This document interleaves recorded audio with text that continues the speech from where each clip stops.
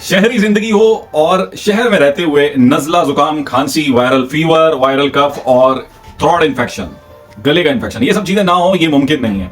तो चले आज मैं आपसे जो रेमेडी शेयर करूंगा इंशाल्लाह वो खांसी, गला खराब और ये नजला, जुकाम, बलगम, रेशा, इन सब चीजों में इफेक्टिव होगी।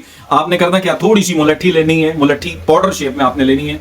1 चम्मच वो ले लें, 1 चम्मच लहसुन का पाउडर ले लें और 1 चम्मच अदरक का पाउडर ले लें, ये 3 चीजें। और आधा चम्मच आपने लौंग का पाउडर लेना है, उसको इसमें शामिल करें। और फिलफिल दराज इतनी लंबी होती है, फिलफिल आपको मिल जाएगी पंसार स्टोर से, 1 चम्मच फिलफिल का पाउडर।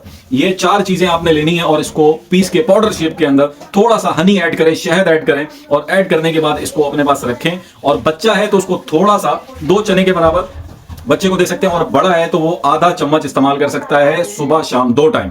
और यू विल बी अमेज, इंशाल्लाह शिफा होगी, आप यकीन रखें। और ये बहुत ही बेहतरीन और मुजरब नुस्खा मैंने आपसे शेयर किया।